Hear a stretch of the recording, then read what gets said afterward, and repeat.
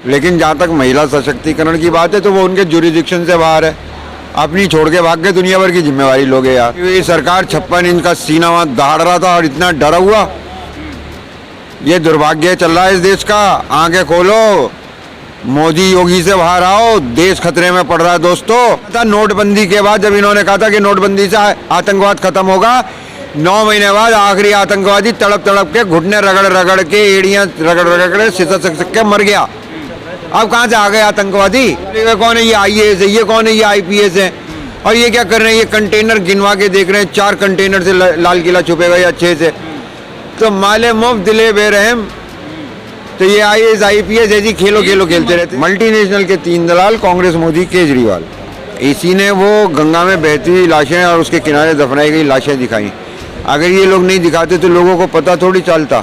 4 घंटे बजते रहते, राम लला हम आएंगे और मंदिर वहीं बनाएंगे, ये चलता।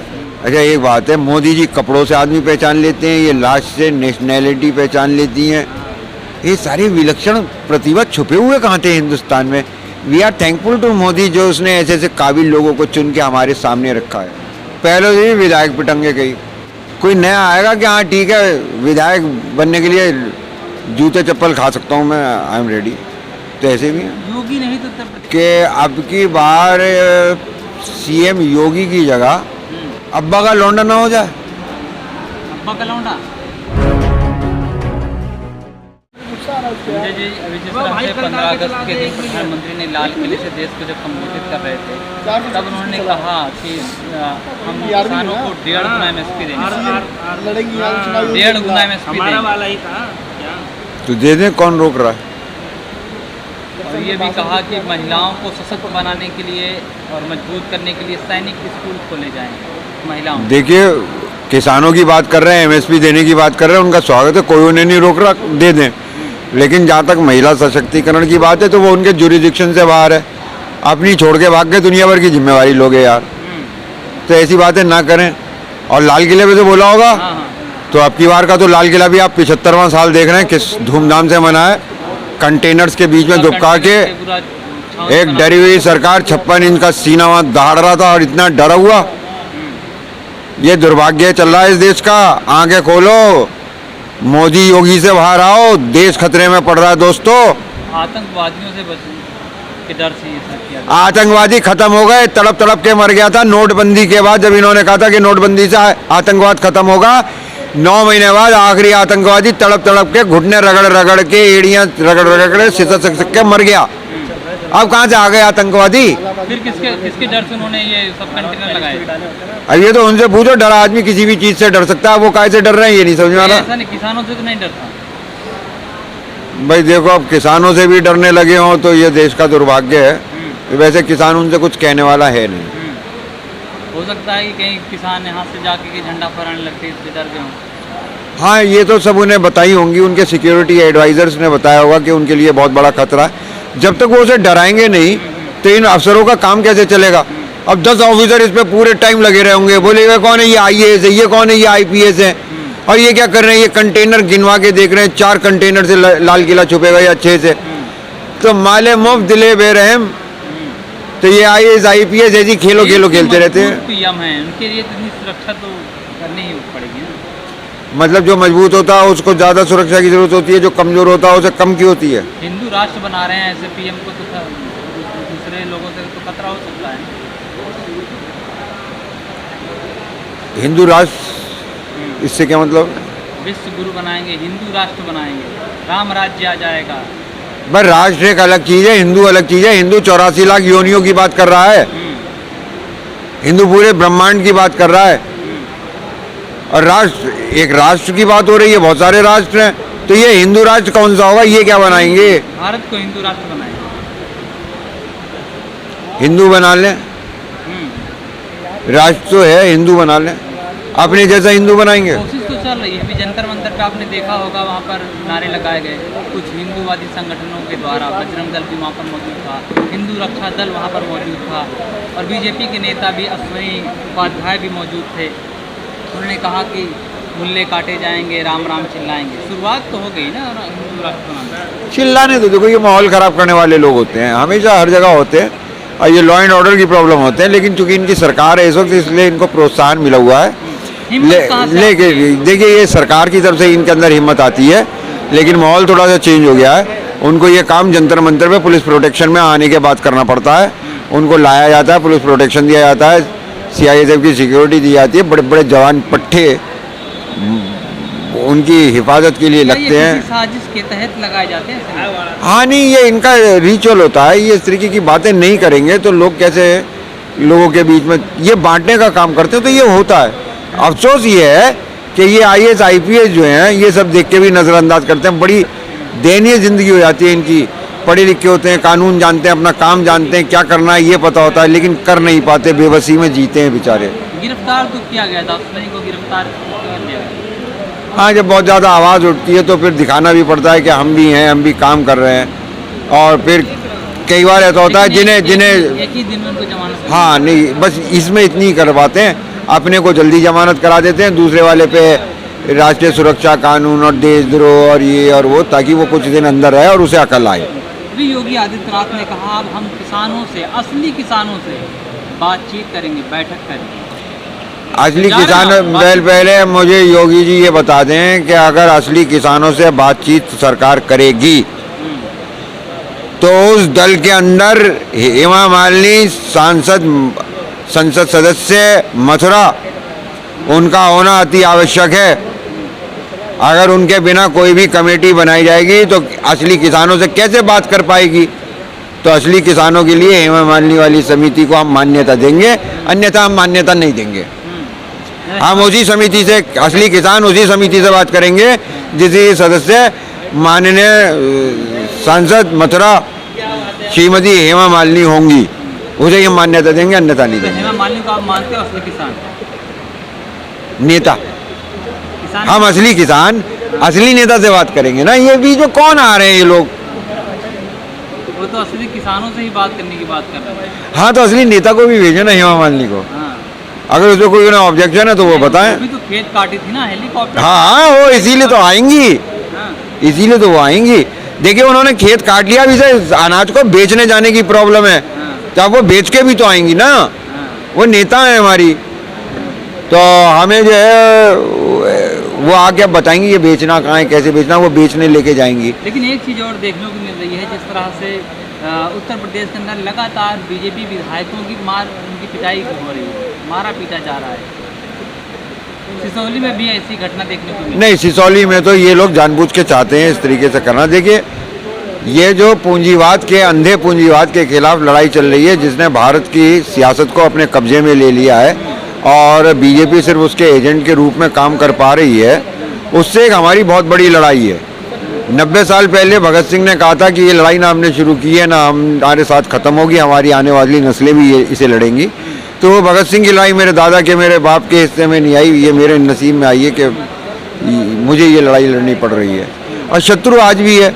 आज 90 साल बाद जब इतना बड़ा फंक्शन होता है चारों तरफ दिल्ली के, तब भी आप देखिए कि अगले दिन दैनिक जागरण एक लाइन भी भगत सिंह के ऊपर नहीं छापता है। ये तब भी ऐसे ही थे। इस आज़ाद भारत में आप देखे होंगे लगातार दलित बेटियों के साथ जो अन्याय हो रहा है, जो अनर्थ हो रहा है, उनके साथ दुष्कर्म के केसेस बढ़ते चले जा रहे हैं, चाहे दिल्ली हो चाहे उत्तर प्रदेश हो। लगातार दलितों के साथ जो जघन्य अपराध हो रहा है, बलात्कार हो रहा है, कैसे देखते हैं इसे? देखिए, मेरा अपना मानना ये है कि दलित को प्रताड़ित करने के लिए, दलित को कष्ट देने के लिए, उसकी बेटी को कष्ट देना या रेप करना या बलात्कार करना इनकी मंशा नहीं है। ये वो लोग हैं जो स्त्री के ऊपर हमला कर रहे हैं। तो स्त्री खतरे में है, स्त्री, सारी स्त्रियों की सुरक्षा खतरे में है। इसे ऐसा नहीं कह सकते कि हम दलित लड़की है। तो नहीं, जातीय नफरत से लड़की क्यों पीड़ित हो रही है? अगर जातीय नफरत तो लड़कों को भी मारे। तो ये तो बलात्कार की जो घटना है ये स्त्री के खिलाफ हो रहा है और पूरे भारत के अंदर एक तरीके से इस तरीके का माहौल बनाया जा रहा है। वो शक्तियां आ रही हैं जो अपनी मर्जी चलाना चाहती हैं, वो स्त्री को दूसरे दोयम दर्जे के नागरिक की तरीके से देखती हैं। लेकिन इसी देश के अंदर जब आज के तकरीबन 10 साल पहले 2010 की बात है, जब दिल्ली के अंदर एकजुट हो जाते हैं रेप के खिलाफ, जब एक दिल्ली की बेटी के साथ जो गैंग रेप होता है निर्भया के साथ, तब पूरा समाज एक साथ सड़क पर उतर आता है। लेकिन वहीं दिल्ली के अंदर जब दिल्ली कैंट में दलित बेटी के साथ जब ऐसा मामला नहीं, आता वो है, जो तो लड़की- लोग इकट्ठा नहीं हो रहे हैं। वो जो निर्भया, देखिए अब एक बात मैं आपको बताऊं, कभी कभी इमोशंस की लहर आती है और इवेंट मैनेज करना पड़ता है। निर्भया वाले कांड में जिस तरीके की ताकतें जो थी वो एकदम एक साथ जुड़ी तो एक बड़ा आवेग बना, और वैसे होना तो ये चाहिए। लेकिन मेरा अपना मानना ये है कि हर अपराध के लिए सड़क पे आना पड़े तो पुलिस शासन प्रशासन की व्यवस्था के ऊपर सवाल उठाना पड़ता है। इन लोगों के पास अधिकार हैं काम करने के, तो ये अपना काम करें। लॉ एंड ऑर्डर सरकार की प्रॉब्लम है, और यहाँ सरकार में केजरीवाल तो आप जानते हो बिना जिम्मेवारी की सरकार है। वो तो हर चीज़ तो कह देता है मेरे अधिकार में कुछ नहीं है सिवाय तनख्वाहें लेने के और तनख्वाहें देने के। हमारे हाथ में ना तो पुलिस है ना तो दिल्ली की जो जमीन है। बस, तो जो भी जिसके पास पुलिस है उसको जवाब देने चाहिए, लाचार सरकार। उसको जवाब भी देने चाहिए, और उसको जो है उन पर ट्रांसफर भी हो, उसके अंदर दंड भी मिले, उसके अंदर एक्शन भी लिए जाए। बीजेपी की बी टीम तो नहीं है। कौन? केजरीवाल मल्टीनेशनल के 3 दलाल, कांग्रेस, मोदी, केजरीवाल। मतलब दलाल हैं ये। आप कितने घंटे का इंटरव्यू मेरा लेना चाहते हैं, मैं आपको बिल्कुल तफसील से एक एक घटना के साथ बताऊंगा। कांग्रेस 10 साल मनमोहन सिंह, जिसे एक्सीडेंटल प्राइम मिनिस्टर कहा गया और जिसके लिए ये कहा गया कि ये कोई काम नहीं कर पाया क्योंकि राहुल गांधी ने और सोनिया गांधी ने नहीं करने दिया, उसने कागजी वर्क तैयार किया, पेपर वर्क। जब पेपर वर्क पूरा हो गया तब उसे एग्जीक्यूट करने ये 56 इंच का सीन आया है। आज भी जो कानून में प्रताड़ित करने के लिए आ रहे हैं, इनकी नींव कहीं इनके बीच कांग्रेस की हुकूमत में पड़े हुए हैं। तो कांग्रेस में और बीजेपी में कोई खास, दोनों कांटे हैं। अब आया केजरीवाल, तो वो तो ये कहता हुआ आया था सब चोर हैं जी, सब चोर हैं जी, सब चोर हैं जी। 5 साल बाद हमने देखा तो वो पब्लिक में, उसी पब्लिक में खड़ा होकर मगन होकर नाच रहा था उन लोगों के साथ कि हम सब चोर हैं जी, हम सब चोर हैं जी। अब उसे इस गीत में भी आनंद आने लगा, नृत्य में भी आनंद आने लगा, उसकी तो मौज की कट रही है गुरु। अच्छे दिन आ गए, उसके आए। वो तो दिल्ली मॉडल को उत्तर प्रदेश लेके जा रहे हैं, उत्तर प्रदेश में दिल्ली मॉडल स्थापित करना चाहते हैं 2022 के चुनाव में, और वक्त ज़्यादा नहीं है, 6 महीने। क्या जनता समझदार हो चुकी है? केजरीवाल साहब दिल्ली मॉडल यूपी में लगाना चाहते हैं, जी आपके कहने का मतलब यही है? बिल्कुल। बेवकूफ़ है। अबे योगी राज में इतना आगे बढ़ गया यूपी कि दिल्ली में, कर्नाटक में जगह जगह बैनर लगे पड़े हैं, पोस्टर लगे पड़े हैं, नंबर 1। और कोई मुझे बता रहा था कि अगर डोनाल्ड ट्रंप हारे ना होते तो अमेरिका के भी स्टेट्स में लग जाता कि सबसे आगे का राज्य है Uttar Pradesh, Uttar Pradesh best state Uttar Pradesh, best Pradesh Uttar Pradesh, best state Uttar Pradesh. America वाले भी चक्कर में पड़ जाती है, यार ये कौन सा नया राज्य आ हर गया है। साल 1 लाख रोजगार दिए हो। जी जी, अब तो हालत ये हो गई है कि आदमी सब पे रोजगार है। अगर उस देखना है ये यूपी में है नहीं है तो उसके ऑफिस में चेक कर लो जाके, बेरोजगार अब कोई है ही नहीं, घर पे कोई बैठा ही नहीं। सुबह पुलिस पकड़ के ले आती है, ज्वाइन करवाती है। अरे यार 1 लाख। कोरोना काल में उन्होंने सबको भरपूर ऑक्सीजन दी, बेड, हॉस्पिटल, दवाइयाँ, किसी चीज़ की कमी नहीं थी। हाँ, लोग बदनाम फालतू कर रहे हैं योगी सरकार। ये अखबार वाले बड़े बदमाश हैं। ये मीडिया जो है ना योगी जी की दुश्मन है। इसी ने वो लाशें दिखाई हैं, इसी ने वो गंगा में बहती हुई लाशें और उसके किनारे दफनाई गई लाशें दिखाई। अगर ये लोग नहीं दिखाते तो लोगों को पता थोड़ी चलता।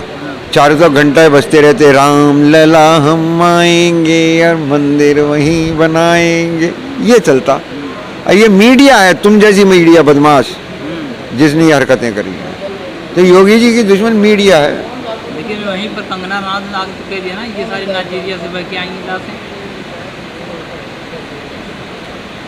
मैं तो ये सोच रहा था अगर ये फिल्म स्टार नहीं होती तो पोस्टमार्टम की डॉक्टर बनाई जा सकती थी फिल्मों में, ये देख के बता देती। अच्छा एक बात है, मोदी जी कपड़ों से आदमी पहचान लेते हैं, ये लाश से नेशनैलिटी पहचान लेती हैं। ये सारी विलक्षण प्रतिभा छुपे हुए कहाँ थे हिंदुस्तान में। We are thankful to Modi जो उसने ऐसे ऐसे काबिल लोगों को चुन के हमारे सामने रखा है। Thank you.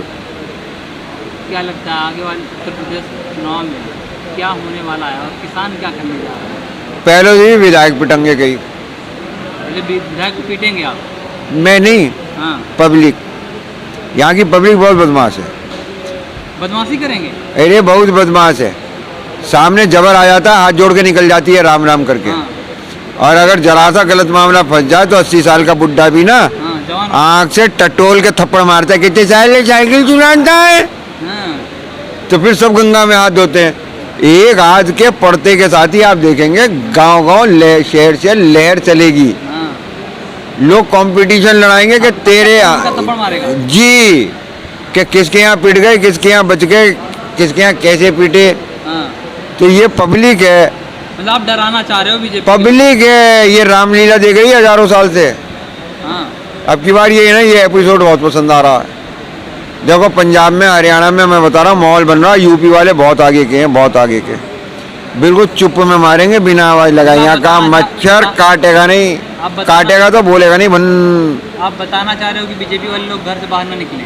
कुछ लोग टिकट भी मना कर देंगे इनका। टिकट मना कर देंगे? हाँ बीजेपी से? हाँ, ये कौन पिटना चाह रहा है, बहुत से मना करेंगे, तुम देख लियो। तो कौन आएगा? कोई नया आएगा कि हाँ ठीक है विधायक बनने के लिए जूते चप्पल खा सकता हूँ मैं, आई एम रेडी, तो ऐसे भी है। योगी नहीं तो उत्तर प्रदेश में कौन, जो किसानों की आवाज़, किसानों की जो हक अधिकार की बात? देखो सबके नाम बदल कर देख लिए और पता चल रहा है कि नाम बदलने से बड़ा प्रभाव पड़ता है। मैं सोचता हूँ कि अब की बार सीएम योगी की जगह अब्बा का लौंडा ना हो जाए। अब्बा का लौंडा मतलब क्लियर कर दियो, डिक्लेयर कर दियो आप? कोई नाम चेंज कर लो, इससे अच्छा क्या है। हाँ, नाम चेंज कर लो, चीफ मिनिस्टर का ही कर लो। हाँ। अब्बा का लौंडा एक और है। हाँ नहीं, साहबजादे कह लो, योगी जी से हटा दो कि भाई अब की बार अखिलेश बाबू।